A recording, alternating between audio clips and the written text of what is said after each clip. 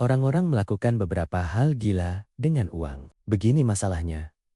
Orang-orang dari generasi yang berbeda dibesarkan oleh orang tua yang berbeda, yang memperoleh pendapatan yang berbeda dan memiliki nilai yang berbeda di berbagai belahan dunia, lahir dalam ekonomi yang berbeda, mengalami pasar kerja yang berbeda dengan insentif yang berbeda dan tingkat keberuntungan yang berbeda.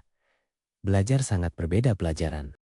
Setiap orang memiliki pengalaman unik mereka sendiri tentang bagaimana dunia bekerja, dan apa yang Anda alami lebih menarik daripada apa yang Anda pelajari dari tangan kedua. Jadi kita semua, Anda, saya, semua orang, menjalani kehidupan yang berlabuh pada serangkaian pandangan tentang cara kerja uang yang sangat bervariasi dari orang ke orang. Apa yang tampak gila bagi Anda, mungkin masuk akal bagi saya.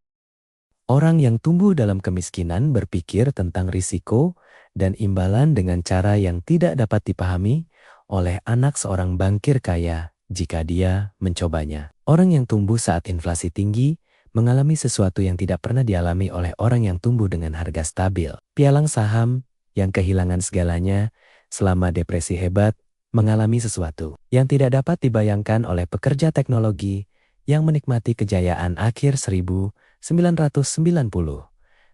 Terus-menerus, daftar pengalaman tidak ada habisnya. Anda tahu tentang uang yang saya tidak, dan sebaliknya. Anda menjalani hidup dengan keyakinan, tujuan, dan ramalan yang berbeda daripada saya. Itu bukan karena salah satu dari kita lebih pintar dari yang lain, atau lebih baik.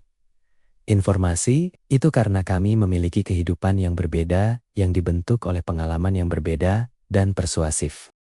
Tantangan bagi kami adalah bahwa tidak ada jumlah belajar atau pikiran terbuka yang dapat menciptakan kembali kekuatan ketakutan dan ketidakpastian. Saya dapat membaca tentang bagaimana rasanya kehilangan segalanya selama depresi hebat. Tapi saya tidak memiliki luka emosional dari mereka yang benar-benar mengalaminya, dan orang yang menjalaninya tidak dapat memahami mengapa orang seperti saya bisa dianggap puas dengan hal seperti memiliki saham. Kita melihat dunia melalui lensa yang berbeda. Data dapat memodelkan frekuensi historis penurunan pasar saham besar, tapi mereka tidak bisa meniru perasaan pulang ke rumah dan bertanya, apakah Anda telah membuat kesalahan yang akan berdampak pada kehidupan mereka? Mempelajari sejarah membuat Anda merasa seperti memahami sesuatu, tetapi sampai Anda menjalaninya dan secara pribadi merasakan konsekuensinya, Anda mungkin tidak cukup memahaminya untuk mengubah perilaku Anda. Kita semua berpikir, kita tahu bagaimana dunia bekerja, tapi kita semua hanya mengalami sepotong kecil itu. Seperti yang dikatakan investor Michael Batnick, beberapa pelajaran harus dialami sebelum dapat dipahami. Kita semua adalah korban, dengan cara yang berbeda dari kebenaran itu. Secara teori, orang harus membuat keputusan investasi berdasarkan tujuan mereka dan karakteristik pilihan investasi yang tersedia bagi mereka pada saat itu. Tapi, bukan itu yang dilakukan orang.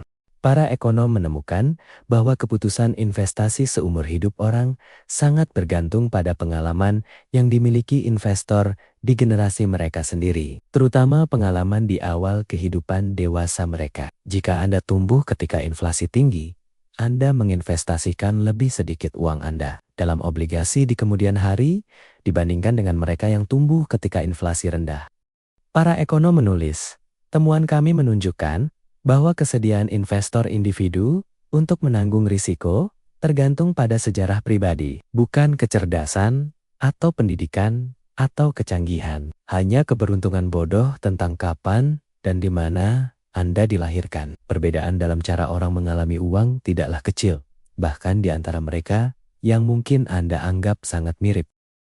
Tidak seorang pun harus mengharapkan mereka untuk menanggapi informasi keuangan dengan cara yang sama. Tidak seorang pun boleh berasumsi bahwa mereka dipengaruhi oleh insentif yang sama. Tidak seorang pun harus mengharapkan mereka untuk mempercayai sumber nasihat yang sama. Tidak seorang pun harus mengharapkan mereka untuk menyetujui apa yang penting, apa yang berharga, apa yang mungkin terjadi selanjutnya, dan apa jalan terbaik ke depan. Pandangan mereka tentang uang terbentuk di dunia yang berbeda. Dan jika itu masalahnya, pandangan tentang uang yang menurut sekelompok orang keterlaluan dapat menjadi sangat masuk akal bagi kelompok lain.